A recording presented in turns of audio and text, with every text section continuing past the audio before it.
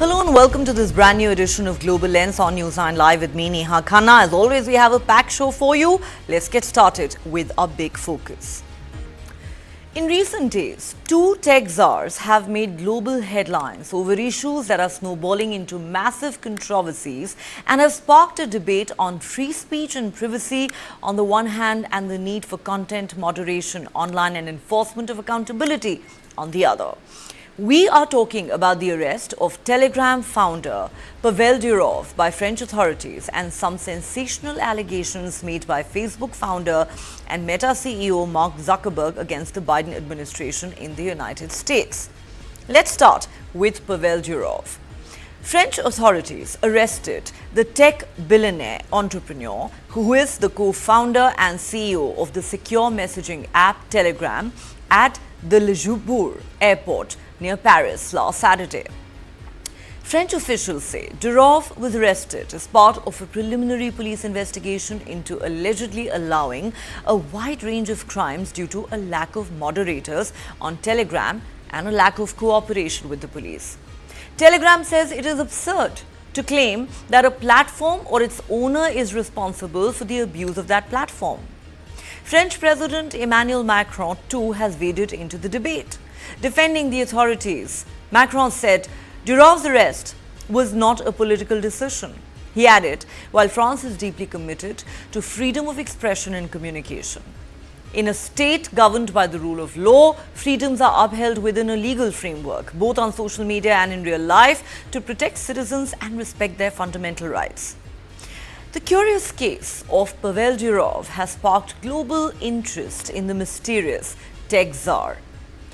39-year-old Durov, cast as Russia's Mark Zuckerberg, was born in the former Soviet Union and went on to study at the St. Petersburg University in Russia. He then co-founded a social media app called VKontakte, which became popular in Russia. According to Time magazine, Durov left Russia after authorities told him to provide users encrypted data. Encryption is a method for safeguarding information and making it accessible only to users exchanging the said information rather than to telecom providers or app owners. In an interview earlier this year, Durov had said, "It was a bit painful because my first company was my baby, but at the same time I understood that I would rather be free. I wouldn't want to take orders from anyone." In 2013, Pavel Durov and his brother founded Telegram, an app built as one that treats users' privacy as being paramount. The app allowed large groups, allowing one group to have up to 2 lakh members. Telegram also syncs with multiple devices. These features give it an edge over apps like WhatsApp. Telegram has since become one of the most used social media apps globally, with over 900 million users as of early 2024. Little wonder then that Durov is now a billionaire. He holds dual citizenships of France and the UAE. So why has Durov been arrested? According to French media, Durov's arrest is linked to proceedings accusing Telegram of complicity in numerous cases linked to drug trafficking, support for terrorism, cyber stalking, even child pornography.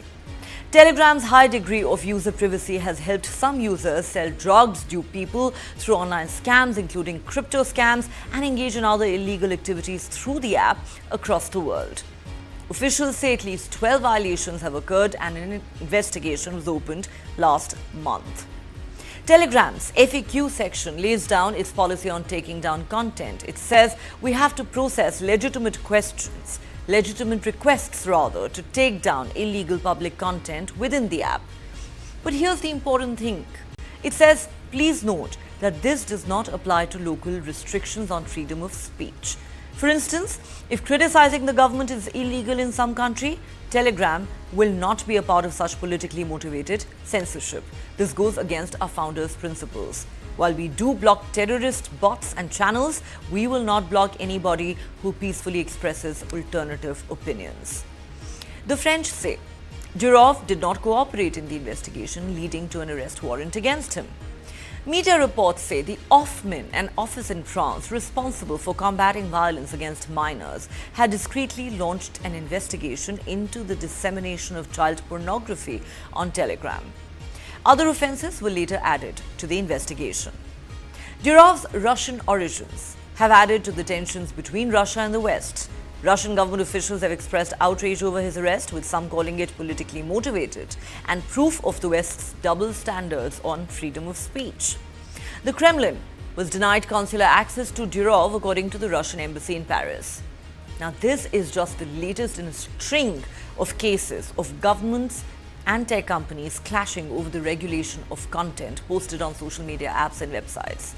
These conflicts have arisen over the need for balancing protections of speech and regulating hate speech and illegal activities. Durov's arrest has sparked some criticism of the French government for an overreach.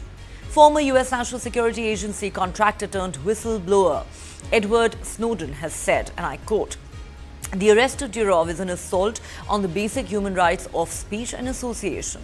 I'm surprised and deeply saddened that Macron has descended to the level of taking hostages as a means for gaining access to private communications. It lowers not only France but the world."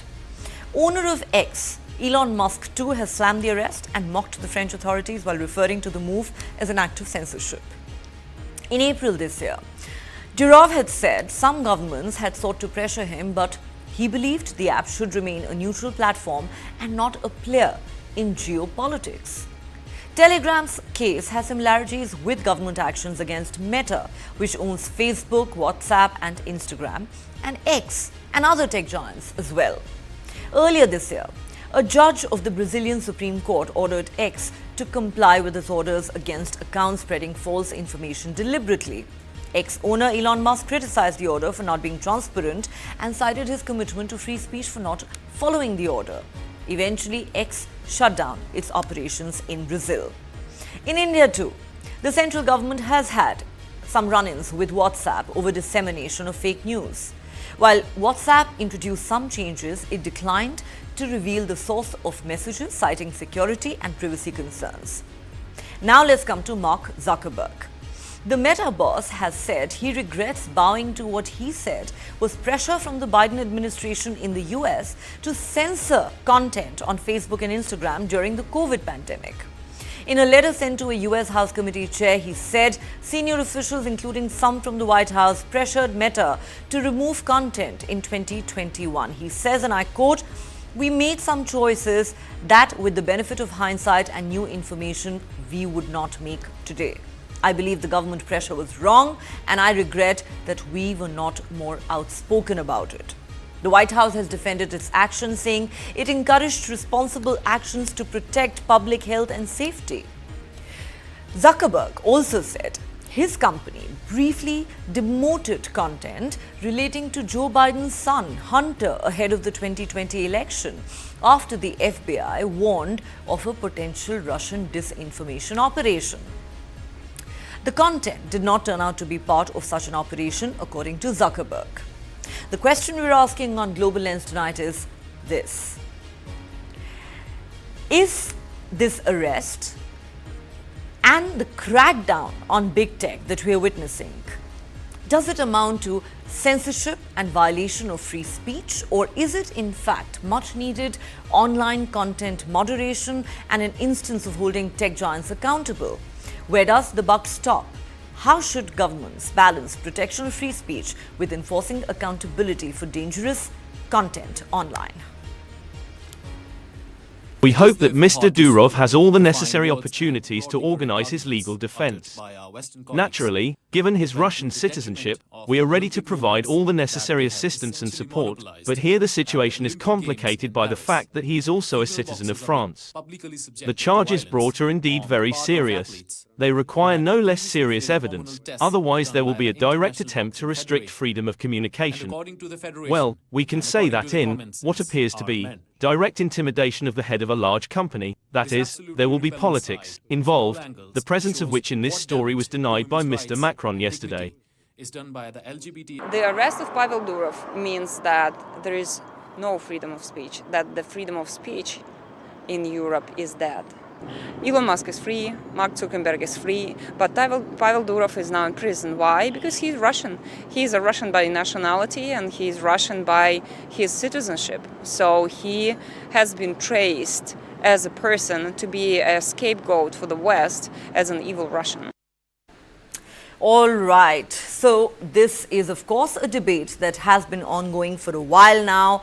Is it a violation of free speech, the crackdown that we're witnessing by big tech, or is it in fact enforcement of accountability? Joining me on Global Lens tonight is Kanish Gaur, technology and policy expert and founder of India Future Foundation.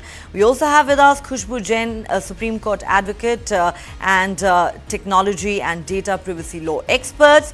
Later on the show, we are hoping to be joined by Manish Maheshwari, co-founder of Nori.ai and former head of Twitter India. I need to take a quick break here on Global Lens, but we will have this conversation on the other side.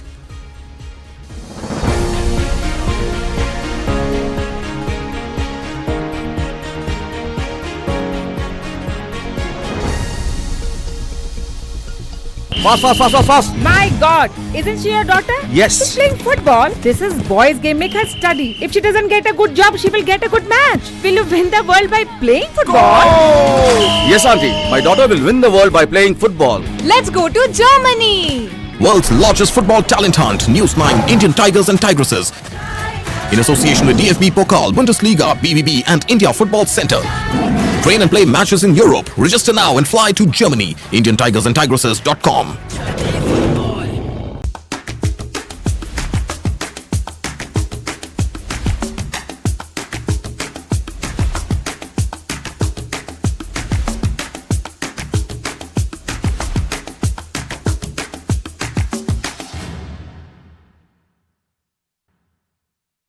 For the very first time in our investigation, we unmasked the killer of Ravindra Matre. In 5G, we have to stand with the world, and in 6G, we have to lead the world. Winning a Grammy was an absolutely surreal experience.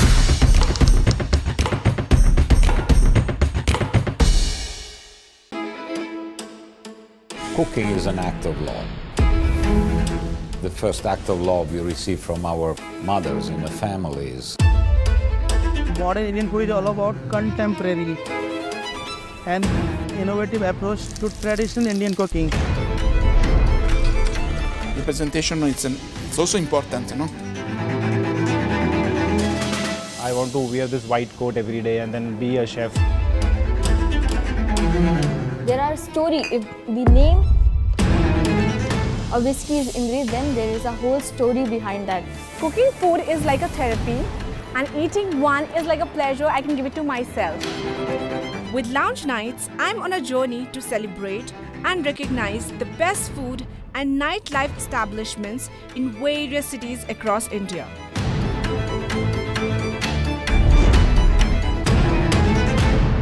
Radical presents Lounge Nights every Saturday and Sunday only on News9 Live.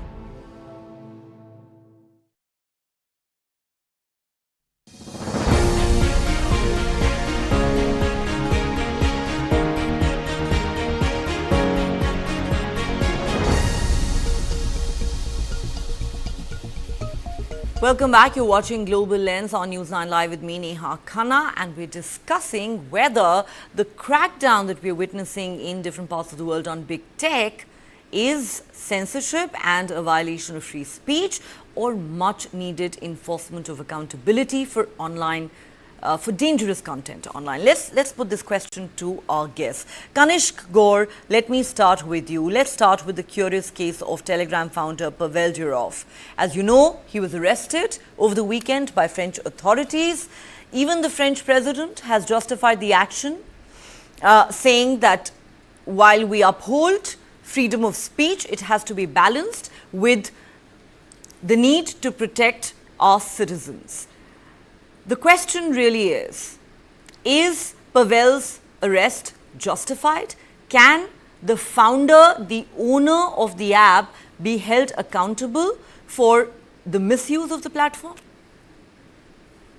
See, I don't want to get into whether the arrest is justified or not. What I can tell you is Telegram has been causing massive issues when it comes to cybercrime, terrorist financing, movement of drugs, child sexual abuse. The entire material movement, messaging of heinous crimes is happening on Telegram. As a cybersecurity expert, I can tell you that today, instead of dark web, criminals use Telegram as an alternate platform for cyber slavery. They use Telegram as an alternate platform for luring people into cybercrime. They'll use platform for laundering drugs, for laundering money, and effective measures are not deployed to bring some of this content down. In India, concept of cyber slavery got introduced because people were lured into committing cybercrime, and all this messaging was happening via Telegram channels. So as far as Telegram is concerned, it is not doing enough when it comes to safeguarding people using Telegram or people using messaging platform. Apart from the other platform today, Telegram has done bare minimum work. So whether it is arresting the CEO or top leadership, it was bound to happen. If you look at the Indian laws, we had significant social media intermediary guidelines which were introduced in April 2021, which focuses on platforms which have more than 50 lakh users. Telegram is also one such platform. But today, when platforms are subjected to any kind of help, Telegram gives bare minimal support. At India Future Foundation, we had done a research and we had found out that Telegram was being used by drug lords for selling drugs across the country. So there are dangerous provisions which are happening because of bare minimal work which is being done by Telegram. So today, there is a strong need for Telegram to enforce measures to bring down content which is focused on drugs, child sexual abuse material. You can get randomly added on group, and all this is not taken down. There is bare minimal support which happens from Telegram when law enforcement agencies reach out to them. And it is not just a problem in India, it is across the world. So saying that Durov is a Russian or is being targeted because of it is completely wrong. Other platforms have taken considerable measures, right? But they have been challenged by civil rights organizations and governments. But Telegram has done bare minimal, so it needs to do more.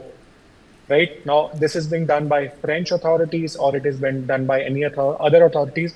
It was something which was bound to happen, and Telegram has been challenged multiple times that it needs to act. So I strongly believe that there is a need to balance freedom of expression with online trust and safety of citizens of country and for people who are using messaging platforms, particularly the vulnerable groups, which is the youth, the LGBTQI community, the women who are subjected to serious violations.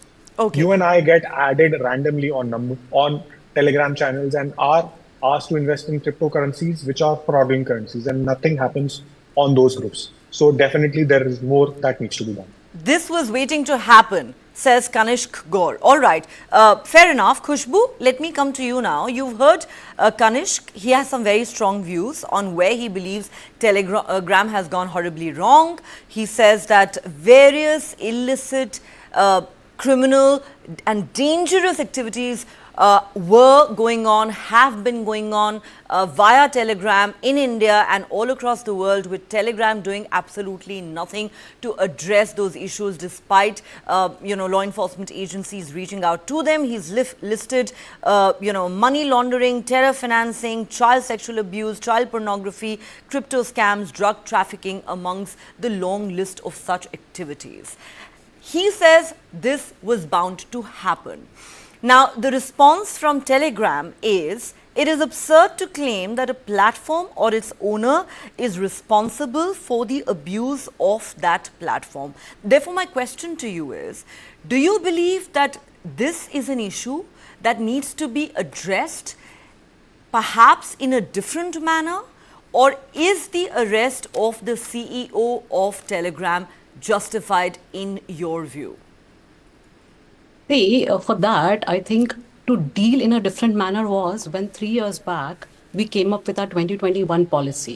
Before that, we gave them a free harbor protection. All these platforms who are considered as an intermediary were being given a immunity from any kind of illegal activity, illegal for putting them in any kind of punishment. They were being immune to that. That was going on, but as rightly said by Kanishk and you at the same time, that these platforms became breeding ground for a lot of criminal activities, including CSAM material, child sexual abuse for that matter, drug abuse. A lot of content goes viral via these platforms, and the crime, the rate and the way crimes have been happening utilizing these platforms, because there is a kind of a shield which is being provided by these platforms. The criminals have taken this place as a free breeding ground for them, and that's why the number is increasing exponentially when you look at cyber crimes utilizing these platforms. That's point number one. But how it should have been taken? 3 years back, we gave them a provision that you comply whenever there is a issue where there is an enforcement of the law is there, where there is a law and order situation or national security or anything which is part and parcel of our codified laws is being raised or issued, is where we'll share with you the relevant FIR or a court order. And specifically in those areas, either you take down the content, we'll send you a preservation notice, we'll send you who is the person behind that, so that we enforce our law, is where we need your cooperation. So that was the middle ground that we were talking about. Now, if you don't comply with that, what happens offline? If I am aiding to somebody committing a crime, I will be made party to the crime. The same thing is happening right now with Telegram CEO, that you're aiding and abetting in somebody committing a crime, in commission of the crime, and you're becoming party after having a knowledge of that. Despite all that, you are making sure that his identity stays hidden, is where where countries are invoking that, okay, now you are part and parcel of the crime, because there is an obstruction of justice, obstruction of enforcement of the law, and you are the one who's key player. So there is no difference when it comes to offline and online. Offline also we do the same. If somebody is committing the crime and I have a knowledge about it and I aid or I help in hiding it, I am also put in the same category and I'm also added in the FIR. The same thing is being done to them, that we still continue to give you immunity, provided you help when it comes to enforcement and when it comes to investigation, if your platform are being utilized for that purpose. And the crimes are not small crimes or one-timer or two-timer. It's literally became a breeding ground for criminals. We are seeing in India, and its whole world is being grappling, right from government to law enforcement agencies are grappling when it comes to cybercrime. The latest has been where UN has come up with a treaty that all states need to collaborate and come together to fight against the cybercrime. So today, there is where we are standing. So I think platforms also need to take a step forward and help out in combating and fighting these kind of crimes. But I understand one more aspect which one has to look into, because there has to be a delicate balance which need to be maintained, because these platforms are again utilized by you, me, and all of us when it comes to freedom of speech and expression. And, we share our thoughts and processes. So there has to be transparency, there has to be accountability from both the sides, from the platform side, and at the same time, when it comes to government asking for such kind of content from these platforms or asking them to take down certain content, there has to be an accountability, there has to be a process, due process and procedure that has to be followed. Because it cannot be in whims and fancies. You cannot give somebody an absolute power. Every power has to be backed by accountability, has to be backed by due process. Okay, so there has to be accountability, there has to be due process. I think the two of you are pretty much on the same page. You believe that, if it is indeed true that Durov was refusing to cooperate with the investigations into some very serious crimes, then it is fair to consider him complicit in those crimes, and also he can be charged with obstruction of justice. But, Kanishk, let me now move to another case where you or some might argue that perhaps there are more grey areas compared to, let's say, the arrest of Pavel Durov. I'm talking about what Mark Zuckerberg, the Meta boss, has said about the quote-unquote pressure that he faced from the Biden administration during the COVID pandemic, and he has described it as censorship. What has he told a US House committee? In his letter to the chair of the US House committee, Mark Zuckerberg says that Meta Facebook and Instagram, both, they were asked to censor content during the COVID period. In the letter, he says, we made some choices that with the benefit of hindsight and new information, we would not make today. I believe the government pressure was wrong and I regret that we were not more outspoken about it. The White House has defended its actions, saying it encouraged responsible actions to protect public health and safety. But then there is also the case of, Zuckerberg saying that his company briefly demoted content related to Joe Biden's son Hunter Biden ahead of the 2020 election because they went on and on about how there was a potential Russian disinformation campaign going on, even though later it turned out that there really was no such thing, at least as far as Hunter Biden was concerned. Now, do you not believe that some lines may have been blurred here by the diktats that were issued by the Biden administration to Meta at the time? The lines would have been crossed, but it is ultimately up to the founders of such platform how open they are to basically bend with respect to this pressure. Now today claiming that Meta did not feel the pressure and actually gave up all of this information and was ready to change content really compromises the integrity of such platforms, right? So when such platforms are operating globally, they have to build trust, right, with the people for whom they are built. If they are tomorrow partnering with government for any kind of interference, whether it is election interference or whether it is respect to hiding information or moderating content, their integrity comes into the question, right? So it's important that platforms also maintain a healthy balance rather than getting into election interference, fake news or misinformation. Today claiming it's a sorry state, I don't think so it's the right answer. It is the same platform which banned Trump after the US Capitol assault, stating that they are banning Donald Trump from speaking on Meta and its platforms. Now, today, if Donald Trump is coming back and fighting elections and he wins the US election to become the president, will Meta still keep him off the Meta platforms is the big question that we should be asking Mark Zuckerberg today, right? Because there were multiple platforms, including Twitter, X now, which decided to ban Donald Trump. Who gave them that right? You've made an interesting point. You are saying questions need to be asked of this platforms as well, about some of the decisions that they've taken in the past, for instance, with regard to Donald Trump. But then, what about the pressure that they face, often amounting to censorship? So, Khushbu, let me ask you this question, leaving aside the Telegram case for a moment, because that's something that involves allegedly some very serious cyber crimes. But what about what Mark Zuckerberg has told the US House Committee? I mean, when a government tells you to demote certain content because it shows, let's say, the government in a poor light, and it does not want, let's say, its critics' opinions highlighted, well, then that definitely does amount to censorship. So my question is, where do you draw the line? And here, was Mark Zuckerberg wrong in bowing to the pressure, or was it wrong on the Biden administration, on part of the Biden administration, to have issued such diktats in the first place? And let's face it, it's happening around the world. Okay, so I'll continue with my first answer, that accountability works both ways. We need accountability from the government, the authority that is here. We cannot give a free hand to them, but at the same time, we need accountability and transparency from these platforms.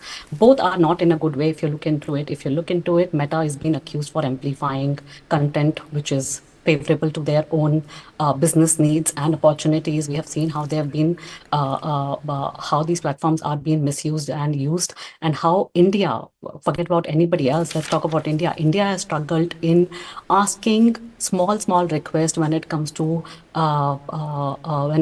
content which are punishable in India, that take it down. When it comes to crime against women, modesty of women, there was so much content which was being available on these platforms, and we kept asking them to abide with it. When it comes to law and order situation, so there have been again utilizing these platforms. If you're just a platform, a transparent platform, absolutely okay. But these platforms practically are being part and parcel of amplifying, or for that matter, subsidizing, censorship when it comes to certain news which is not favorable to them. But at the same time, I'm saying that let there transparency from the government side as well, because that is also not right. When you talk about public safety, security of nation, when it comes to enforcement, absolutely, state should have a right, again with the due process and accountability. But Khushbu, the problem is that in the name of national security, a lot of governments justify crackdowns on dissent, on critics, and censorship, and therefore it is a double-edged sword. I mean, if a platform is being misused, there is dissemination of disinformation, or there are cyber crimes taking place, as those that have been mentioned in the context of Telegram, then by all means hold the platform accountable.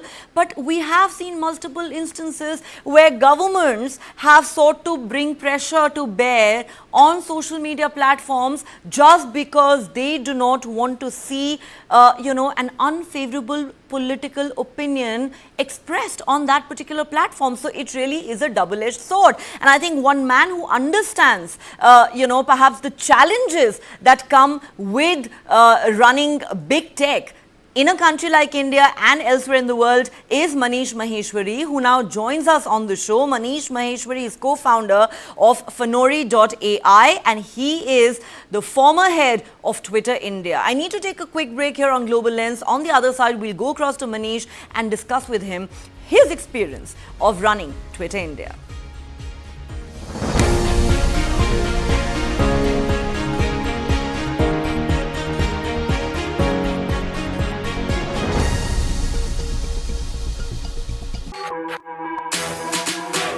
जानना है तो देखिए, समझना है तो सुनिए, सीखना है तो पूछिए, और कमाना है तो खरीदिए। जानकारी, सलाह और निवेश सब एक ही सुपर ऐप पर। पैसे का सवाल है तो जवाब है Money9। आजादी पैसे की, अभी डाउनलोड करें। How do you fulfill that promise? Because ultimately expectations have to be met. If you look at the political landscape, is it really changing for women? And what is the inability of the forces that dead bodies surface but not the living people?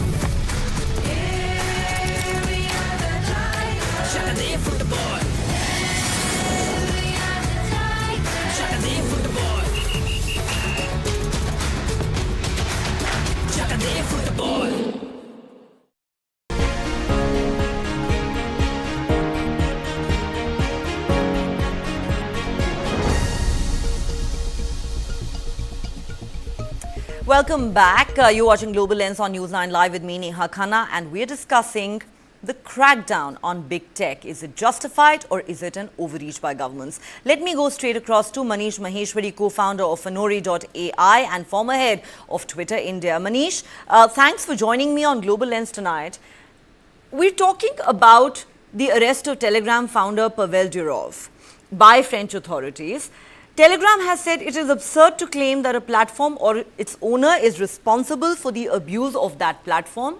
However, our panelists seem to think that if serious cyber crimes have been committed on your platform and you refuse to cooperate with the investigation into those crimes, then you are complicit in those crimes and you are definitely guilty of obstruction of justice, and perhaps, Durov's arrest is something that was waiting to happen. My question to you is, when something like this happens, is it censorship? Is it a violation of free speech by governments? Or is it necessary enforcement of accountability? Where does the buck stop, according to you?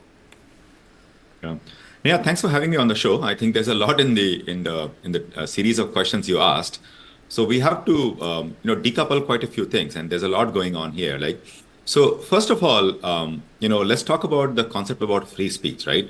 So free speech is not absolute, right? It has to operate within the legal framework and the structure and system where it operates, right? Because the moment the free speech starts having a public safety implication, then someone has to come in and curtail some part of it, and that usually is the regulatory body or the government in that country, right? So there has to be a balance between free speech and also public safety, right? So that is also one thing we have to understand.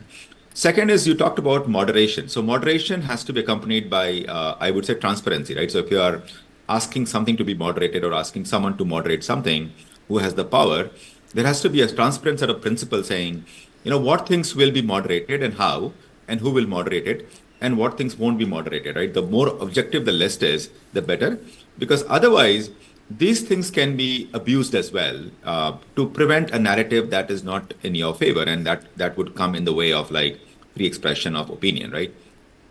The third implication of what you're saying is, okay, who is really responsible, right? Let's assume that this is something which was impacting public safety. Let's assume that the moderation principles were very transparent, and even then it was not done. So then it becomes like a sort of I would say, whose liability it is and who should be punished, right? So typically, it's a corporate entity. The liability falls on the company to do it, and I think they can be fined, they can be brought to justice, whatever is the local law should apply to them, and not to their officials, right? Because officials are sort of the employees of the company, and the liability is of the company.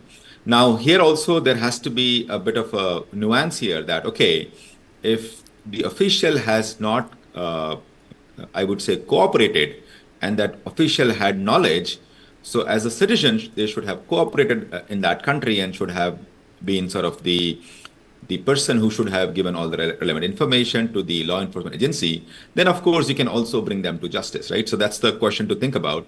Also, the way this has been done, I think it sort of became more like a high profile arrest. So what I can't comment on is that, okay, was due notice given? Durov was asked to sort of volunteer some information. Did he refuse it? And as a extreme measure, then he has been arrested to give that information. So that has to be also looked into it.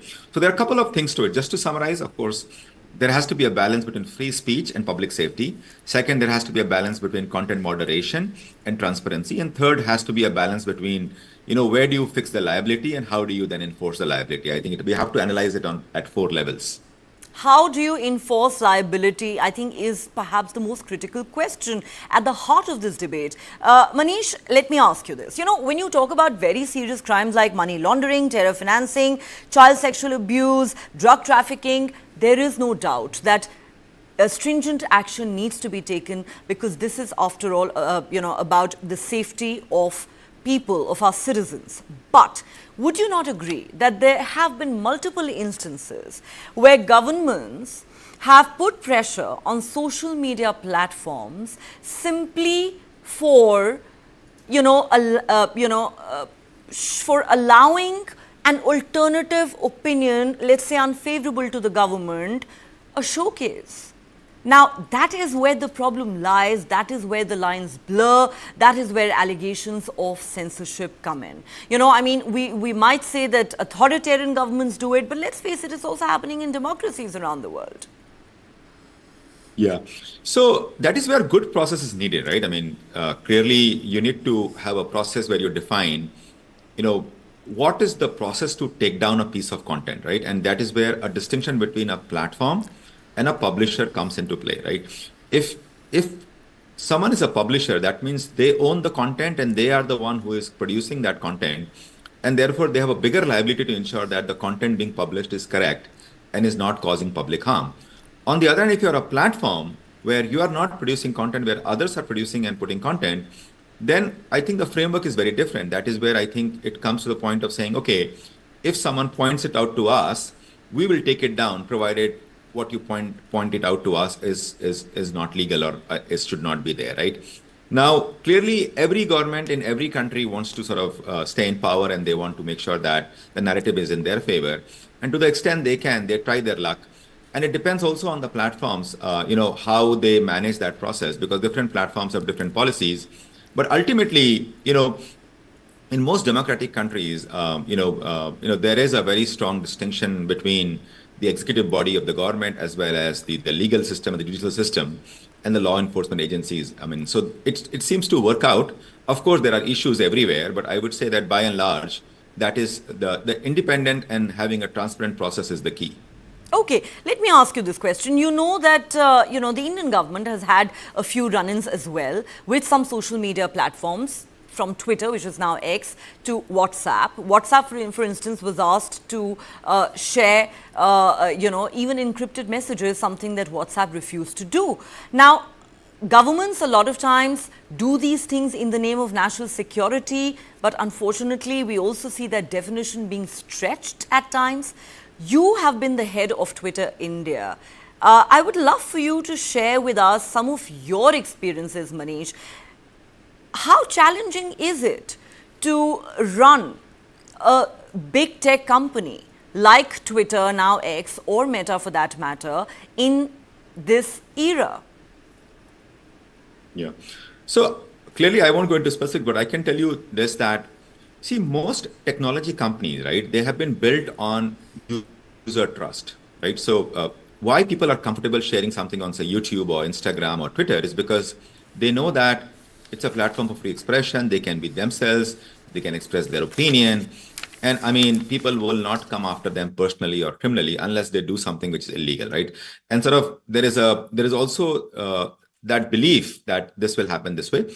Plus, many of the platforms also promise anonymity and pseudonymity, right? For example, you can publish content without revealing your identity because you want to express yourself, but you also feel that there might be a retaliation, so you don't want to express your true identity. Now, on one side, that is good because it gives you that power of expression, but it can also be misused by bad actors in the ecosystem. Now, most of these companies are built on the premise that we have to serve the user, ensure privacy, ensure free expression. But the challenge happens that while the intent is not there to harm anyone, we do see bad actors doing things that are not right. Now, then the question becomes, what is the role of a social media platform? And that's a tough question to ask, because if we define the role of a social media platform to be a publisher and scrutinize every piece of content and take down what is not legal or what is not correct, these platforms cannot run and these platforms cannot operate because they will have tremendous legal liability there. And therefore, this entire platform business will not be there. And so citizens will be deprived of a mechanism to express themselves. So think about this like a public square. It's a public square. In a public square, anyone can say anything. But of course, there are some basic principles that apply that, okay, I should not cause a public safety impact, even if I'm in a public square. That's how you look at it. Now, over a period of time, what has happened is that people have realized that you need to have soft safety norms. You can't just have an absolute free speech. So because of that, some safety norms have come into picture. For example, if there is any content about terrorism or child sexual exploitation or anything to cause explicit harm, there are tools that have been created to fix those or to move them down, because there are some learning techniques that have been implemented. But see, nothing is foolproof, and the new ways of harm keeps coming up. So it's basically, people are just figuring things out here, right? So that's what the situation is, right? And most platforms are saying that we are a platform, not a publisher. So you tell us what is wrong. If there's a legal order or a court order, we will gladly take it down. And that's where I think that's they operate. So that's where I would say that because of that, things work out, but it works out in a very convoluted fashion. And many times, some people feel that, hey, some content is not right and should not be there. But the question is, who decides what is not right? I mean, it has to be a competent authority. And say, you gave the example of India, the competent authority would be a court order or a judicial system, because they can interpret the law and say, okay, this is incorrect and this is illegal. So then you can say, bring it down. Now, can I give you an example, Manish? Because you've raised a very pertinent question. Who decides what is harmless content and what is harmful content? This question often comes up in the context of hate speech. Let's talk about the farmers' protest that rocked this country a couple of years ago. Now, the government said on multiple occasions that a lot of Twitter handles at the time were promoting quote-unquote Khalistani agenda with the intent to, incite unrest in India. And then there were government critics who said these are legitimate voices of dissent that have as much right to be heard as the government. So in a situation such as that, when a platform such as Twitter comes under pressure from the government and also equally from civil society, members of whom may be critical of the government, what is the right thing to do? What is the way forward? Yeah, no, I think you asked a very good question. It's a tough situation that social media platforms find themselves in, right? For example, no one wants to break the law and no one wants to cause unrest, right? But the question is, how do you know which side is correct? And that's a tough situation because ultimately your goal is to give expression to people and let people have a public square where they can express themselves. So on one side, if you have someone saying, okay, this is not right because it goes against what we believe is a wrong agenda. And on the other side, you have a different party. So you are basically caught in crosshairs. So typically what social media platforms would do in that situation is that, of course, they will check the law. And if it is clearly illegal, then that would be brought down. If it's a gray area, then they will look at community guidelines. For example, they will look at guidelines about like what are the things not allowed in the community discussions, and they will try to moderate content there. And these are guidelines which are transparently published on their website saying what is allowed, what is not allowed. And the third level is that if still it's not clear that they are neither illegal nor they violate the community norms and the terms of service, then ideally they should wait for a legal competent authority to tell them to bring it down. And competent authority has to be defined by the state, right? For example, in many countries, it is the judicial system that tells them that, okay, this is violating the following statute, and therefore you should bring it down, and then they follow it. Or if there is a circular or a notification from a competent legal authority or government authority, and if it is not allowed as per that circular, then they will follow Trouble that. with that, though, Now, is, if something is not illegal, something is not community Yes. norm, something is not decided by the court, then what is the basis to bring something down, then becomes It's a bit very of a challenge. tricky, you see, because then the you are giving into judiciary in aggression. this country is already very overburdened, Manish. How many tweets are you going to take to the courts? How many Facebook posts are you going to take to the courts? These are very long drawn out processes, and social media is all about the here and now. And therefore, that really is a very tricky part. But before we let you go, Manish, are you by any chance in any mood to spill the beans on whether you faced any government pressure as head of Twitter India?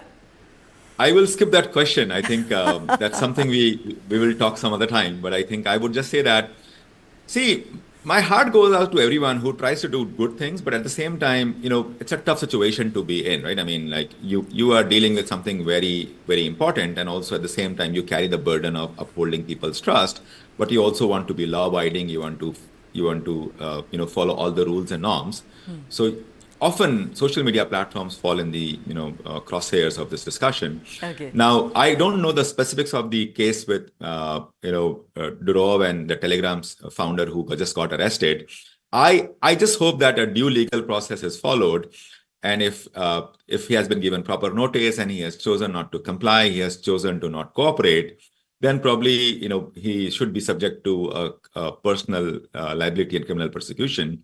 But if not, I mean, we should use this opportunity to figure out how the system can be improved and what can be done better to make this whole messaging ecosystem even better than what it is today. Clearly, we see a lot of value because people can message anyone. There's a lot of privacy and encryption, and we feel very comfortable messaging.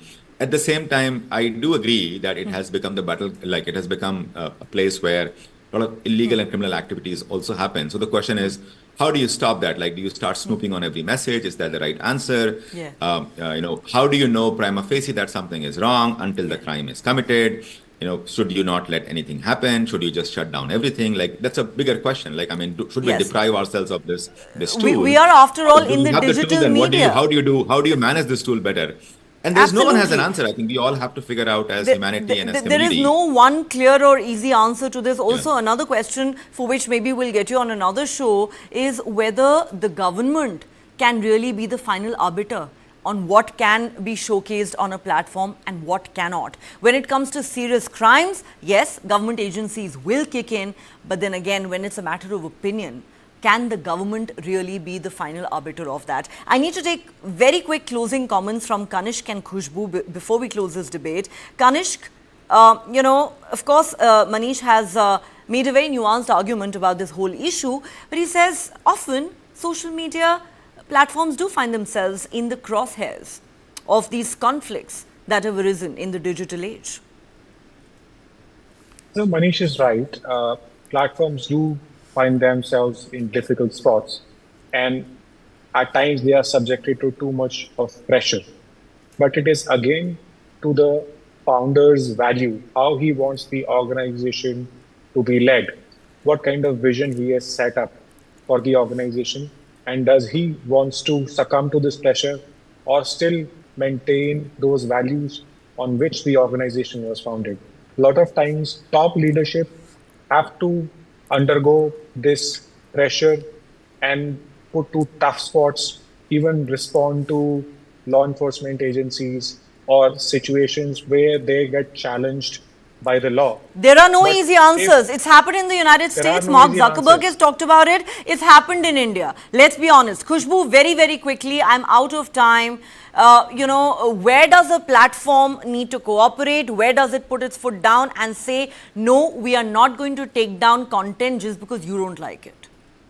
Say, let's leave aside the defamation part. That's where I think it comes to your and my opinion. So that's where I think the debate can still continue in all your next channels, and we can come up with some conclusion. But when it comes to anything which is criminally punishable in India, when it comes to CSAM, revenge porn, or for that matter, trafficking, or so on and so forth, all that has to be taken care by the tech companies, all the requests that comes from the law enforcement agencies or government via proper procedure, and that has to be complied with, and time is very sensitive when it comes to these platforms. So time has to be taken care by them, that if it's an immediate takedown, it has to be an immediate takedown so that repercussions can be curtailed, and the things can be managed at that That's level. a very valid point. These are time sensitive matters, and therefore can we really leave all such matters to the courts, which, as I said, are already overburdened, at least in this country. So there are no easy answers really. This is a complex debate, and this is a story that we'll continue to track closely, especially given that the high profile and mysterious founder of Telegram is now in French custody. On that note, Manish Maheshwari, Kanish Gaur, Khushbu Jain, it's been a pleasure talking to all three of you. Thank you so much for joining me on Global Lens. We look forward to having all of you back on the show. All right, let's now move on to some other news, and this is about Prime Minister Modi dialing the Russian president. Prime Minister Narendra Modi today spoke with Russian President Vladimir Putin and discussed bilateral ties and the Prime Minister's recent visit to Ukraine. The Prime Minister tweeted, and I quote, "Spoke with President Putin today, discussed measures to further strengthen our special and privileged strategic partnership, exchanged perspectives on the Russia-Ukraine conflict and my insights from the recent visit to Ukraine. Reiterated India's firm commitment to support an early, abiding and peaceful resolution of the conflict." All right, as we wrap up this edition of Global Lens, let's now move on to a rather interesting story from South Korea. South Korea has a unique challenge. Many are calling it the Gen Z and millennials YOLO problem. As South Korea scrambles to halt the sharp decline in its birth rate, policymakers are having a hard time convincing many in their 20s and 30s that parenthood is a better investment than stylish clothes or fancy restaurants. Asia's fourth largest economy plans to launch a new government ministry dedicated to demographic challenges after years of incentives failed to ease the baby crisis. But for many young Koreans, spending choices are guided mostly by their appetites for clothing and travel, leaving little budget for marriage and babies. Some say we are all about YOLO, you only live once. They argue there isn't enough money left to save each month after they do the things that they want to do to reward themselves. Getting married might happen at some point, but being happy right now is what is far more important, they insist. South Korea continues to break its own record for having the world's lowest birth rate, which hit a fresh low last year.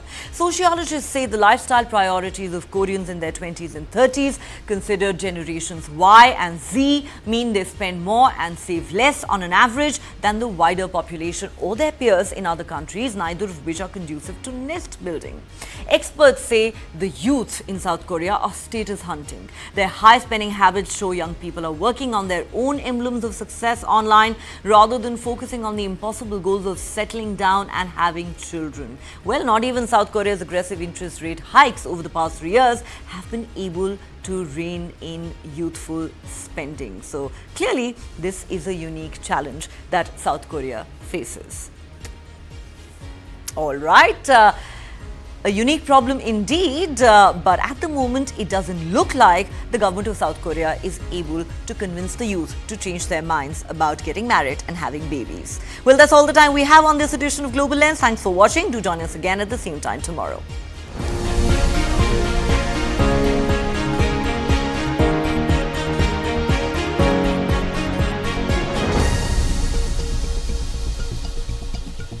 Hey, careful, huh? My daddy got it from abroad. Hey, disaster! How will you pay for the loss now? In stock market, you should take risk as per your capacity and knowledge. Trade in options very carefully. Wow, Dikra! Absolutely perfect. Take risk with full understanding. Invest Fast. My God, isn't she your daughter? Yes. She's playing football. This is boys' game. Make her study. If she doesn't get a good job, she will get a good match. Will you win the world by playing football? Yes, auntie. My daughter will win the world by playing football. Let's go to Germany. World's largest football talent hunt, News9 Indian Tigers and Tigresses. In association with DFB Pokal, Bundesliga, BVB and India Football Center. Train and play